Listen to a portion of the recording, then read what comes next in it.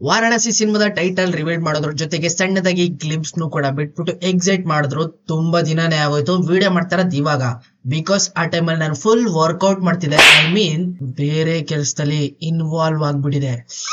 Something very hot. But ಇವಾಗ ಬರೋದ್ರ ಜೊತೆಗೆ AI ನ ಯೂಸ್ ಮಾಡ್ಕೊಂಡು ಚೆನ್ನಾಗಿ ರಿಸರ್ಚ್ ಮಾಡ್ಕೊಂಡು ತುಂಬಾ ಇನ್ಫಾರ್ಮೇಶನ್ ನ ಕಲೆ ಹಾಕೊಂಡ್ ಬರ್ತಾ ಇದೀನಿ. ಇವಾಗ ಎಲ್ಲಾನು ರಿವೀಲ್ಡ್ ಮಾಡ್ಬಿಡೋಣ ಈ ಟ್ರೈಲರ್ ಒಳಗಡೆ. Trailer, glimpse, teaser, what ever it is. ಇದ್ರ ಒಳಗಡೆ ಇರುವಂತ ಇಡನ್ ಡೀಟೇಲ್ಸ್ ಗಳನ್ನ ಎಲ್ಲ ಹರಿದು ಮುಕ್ಕೊಂಡ್ಬಿಡೋಣ. ಅದು ನಮ್ ಕನ್ನಡದಲ್ಲಿ ಲೆಟ್ಸ್ ಗೋ ಶುರು ಮಾಡೋಣ. ಹಾಗಾದ್ರೆ ಓಪನಿಂಗ್ ಶಾಟ್ ಅಲ್ಲಿ ವಾರಾಣಸಿ 512 ಸಿಇ ಅನ್ನೋ ಒಂದು ಹ್ಯಾಶ್ ಟ್ಯಾಗ್ ಜೊತೆಗೆ ಒರಿಜಿನಲ್ ವಾರಾಣಸಿ ಅವಾಗ ಹೆಂಗಿತ್ತು ಒಂದು ವಿಷನ್ ನೋಡ್ತೀರಾ ನೀವು. ಅದು ಕೂಡ ಫುಲ್ ಕಲರ್ ಗ್ರೇಡ್ ಆಗಿ ರೆಡ್ ಆಗಿ.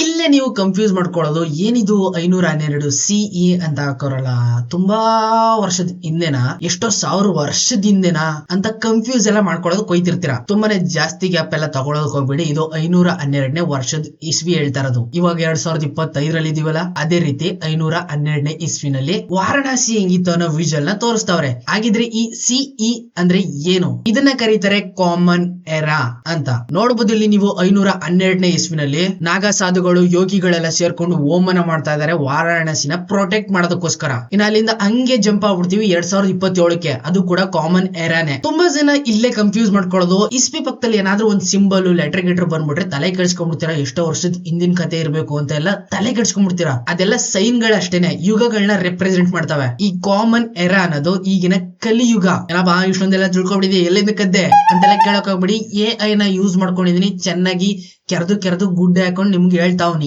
ಅದೇ ಟೈಮ್ ಲೈನ್ ಅಲ್ಲಿ ಸಾಂಬವಿ ಅನ್ನೋ ಒಂದು ಆಸ್ಟ್ರೋನಾಯ್ಡ್, ಇನ್ನು ಅಚ್ಚುಕಟ್ಟಾಗಿ ನಮ್ಮ ಅಚ್ಚ ಕನ್ನಡದಲ್ಲಿ ಹೇಳ್ಬೇಕು ಅಂದ್ರೆ ಧೂಮಕೇತು ಮೇಲಿಂದ ಬಂದು ಅಂಟಾರ್ಟಿಕಾದ ರೋಸ್ ಐಸ್ ಸೆಲ್ಸ್ ಗಳ ಮಧ್ಯದಲ್ಲಿ ಬೀಳ್ತಾರ ತರ ತೋರ್ಸವ್ರೆ. ಅದರಿಂದ ಹಂಗೆ ಹಿಂದಕ್ಕೆ ಸ್ವಲ್ಪ ಜೂಮ್ ಹಾಕೊಂಡು ನೋಡಿದ್ರೆ ಅದೇ ಐಸ್ ಮೇಲ್ಗಡೆ ತುಂಬಾ ಜನ ಹತ್ತವ್ರೆ.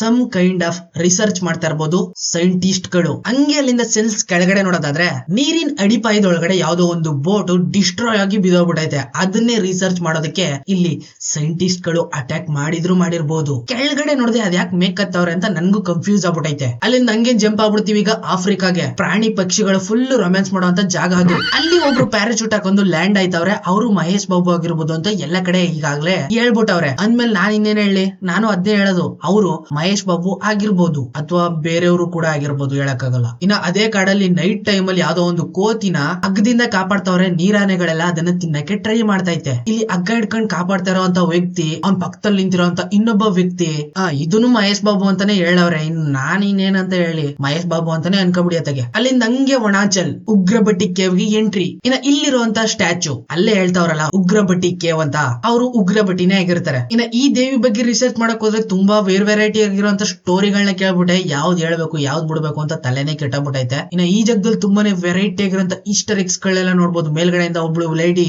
ಕೆಳಗಡೆ ಬೀಳ್ತಾ ಇರೋದು, ಇವಳನ್ನ ಪ್ರಿಯಾಂಕಾ ಚೋಪ್ರಾನೇ ಆಗಿರ್ತಾರೆ ಅಂತ ಅನ್ಕೊಂಡ್ಬಿಟ್ಟವ್ರೆ. ಹಂಗೆ ಪಕ್ಕಕ್ಕೆ ಜೂಮ್ ಹಾಕಿದ್ರೆ ಮೇಲ್ಗಡೆ ಇರೋಂತ ಕಲ್ ಮೇಲೆ ಮಹೇಶ್ ಬಾಬು ನಿಂತವ್ರೆ ಅಂತಾನು ಎಲ್ರು ಹೇಳ್ಬಿಟ್ಟವ್ರೆ. ಇನ್ನ ನಾನ್ ಬೇರೆ ಏನು ಹೇಳಲ್ಲ. ಹಂಗೆ ಸ್ವಲ್ಪ ಕೆಳಗ್ ಜೂಮ್ ಹಾಕಿದ್ರೆ ಕೆಳಗಡೆ ಒಬ್ರು ಆರ್ಡರ್ ಕೊಡ್ತಾವ್ರೆ ಅಟ್ಯಾಕ್ ಮಾಡಿ ಅಂತ. ಇದನ್ನ ಪೃಥ್ವಿರಾಜ್ ಸುಕುಮಾರ್ ಆಗಿರ್ಬೋದು ಅಂತಾನು ಕೂಡ ಹೇಳ್ತಾವ್ರೆ. ಹಂಗೆ ಅಕ್ಕ ಪಕ್ಕದಲ್ಲೆಲ್ಲ ಜೂಮ್ ಹಾಕಿದ್ರೆ ಬ್ಯಾಡ್ ಪೀಪಲ್ಸ್ ಗಳೆಲ್ಲ ಅಟ್ಯಾಕ್ ಮಾಡ್ತಾವ್ರೆ. ಇಲ್ಲಿ ಕಮಾಂಡ್ ಕೊಡ್ತಿರ್ಬೋದು ಪೃಥ್ವಿರಾಜ್ ಅವರು ಪ್ರಿಯಾಂಕಾ ಚೋಪ್ರಾನ ಕಿಡ್ನಾಪ್ ಮಾಡಿ ಅಥವಾ ಮಹೇಶ್ ಬಾಬು ಅವರಿಬ್ರು ಸೇರ್ಸ್ಕೊಂಡು ಅಟ್ಯಾಕ್ ಮಾಡಿ ಅಂತ ಕಮಾಂಡ್ ಕೂಡ ಕೊಡ್ತಿರ್ಬೋದು ಪೃಥ್ವಿರಾಜ್. ಇನ್ನ ಕೊನೆಯದಾಗಿ ಎಂಟ್ರಿ ಕೊಡ್ತೀವಿ ಲಂಕಾ ನಗರಕ್ಕೆ. ಡೈರೆಕ್ಟ್ ಆಗಿ ರಾಮಾಯಣಕ್ಕೆ ಜಂಪ್ ಆಗ್ಬಿಡ್ತೀವಿ. ಇನ್ನ ಇಲ್ಲಿ ಇಸ್ವಿ ತೋರಿಸ್ತಾ ಇರೋದು 7200 BCE. ಅಲ್ಲಿ ನೋಡಿದ್ರೆ ಸಿಇ ಅಂತ ಇತ್ತು, ಇಲ್ಲಿ ನೋಡಿದ್ರೆ BCE ಅಂತ ಇದೆಲ್ಲ ಏನಿದು ಅಂತ ಕನ್ಫ್ಯೂಸ್ ಆಗಿರ್ತದೆ. ಇಲ್ಲಿ ಅದೇ ಕನ್ಫ್ಯೂಸ್ ಅಲ್ಲಿ ನಾನು ಎಐ ನ ಕೇಳಿದೆ, ಅದ್ ಹೇಳ್ತು ನಂಗೆ ಬಿಫೋರ್ ಕಾಮನ್ ಎರಾ ಅಂದ್ರೆ ನಿಮ್ಗೆ ಅರ್ಥ ಆಗೋ ತರ ಕರೆಕ್ಟ್ ಆಗಿ ಹೇಳ್ಬಿಡ್ತೀನಿ ಕೇಳಿ. ಇವಾಗ ನಾವಿರೋದು 2025, 1 2 3 4 5 ಅಂತ ಬರ್ತಾ 2025ನೇ ಇಸ್ವಿನಲ್ಲಿ ಇದೀವಿ. ಈಗ ಝೀರೋ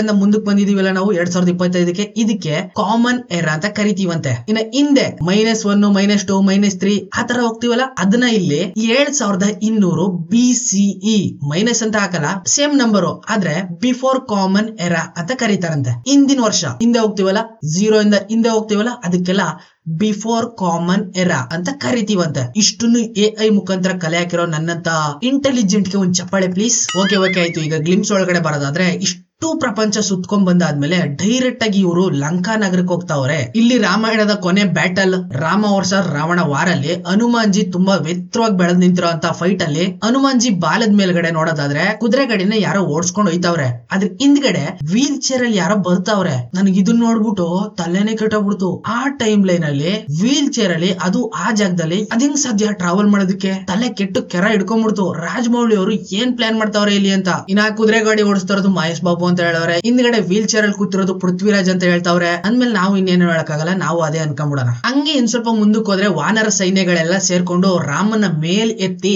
ವಾರ್ ಮಾಡೋದಕ್ಕೆ ರೆಡಿ ಆಗವ್ರೆ. ಮುಂದ್ಗಡೆ ನಿಂತಿರುವಂತ ಆ ದೈತ್ಯವಾದ ವ್ಯಕ್ತಿ ಯಾವ್ದೋ ಒಂದು ದೊಡ್ಡ ವಸ್ತುನ ತೆಗೆದು ಎಸೆಯೋದಕ್ಕೆ ರೆಡಿ ಆಗವನೆ. ಇದನ್ ಫಸ್ಟ್ ಟೈಮ್ ನೋಡಿದಾಗ ನಾನು ರಾವಣ ಇರ್ಬೋದೇನೋ ಅಂತ ಅನ್ಕೊಂಡೆ. ಅಕ್ಕಪಕ್ಕದಲ್ಲಿ ತಲೆಗಳಿಲ್ದಿರೋದ್ ನೋಡ್ಬಿಟ್ಟು ಕುಂಭಕರ್ಣನು ಕೂಡ ಆಗಿರ್ಬೋದು ಅಲ್ವಾ, ಅವನು ಕೂಡ ಅಷ್ಟು ಎತ್ತರವಾಗಿರ್ತಾನೆ ಅಂತ ಆಮೇಲೆ ಥಿಂಕ್ ಮಾಡ್ಕೊಂಡೆ. ಈ ತರ ಥಿಂಕ್ ಮಾಡದ್ಮೇಲೆ ಗೊತ್ತಾಗೋಯ್ತು ರಾಜಮೌಳಿ ಅವರು ಆಲ್ರೆಡಿ ಒಂದ್ ಪೋಸ್ಟರ್ ನ ಬಿಟ್ಟಿದ್ರು. ಫಸ್ಟ್ ಪೋಸ್ಟರ್ ನ ಬಿಟ್ರಲ್ಲ ಪೃಥ್ವಿರಾಜ್ ಶಿವಕುಮಾರ್ದು, ಅದ್ರಲ್ಲಿ ಅವರ ಹೆಸರನ್ನ ಕುಂಭ ಅಂತ ಇಟ್ಟಿದ್ರು. ಅವಾಗ ನಾನು ಅನ್ಕೊಂಡೆ ಕುಂಭ, ಈ ಕಡೆ ಕುಂಭಕರ್ಣನ್ ಮಗನ ಹೆಸರು ಕುಂಭ.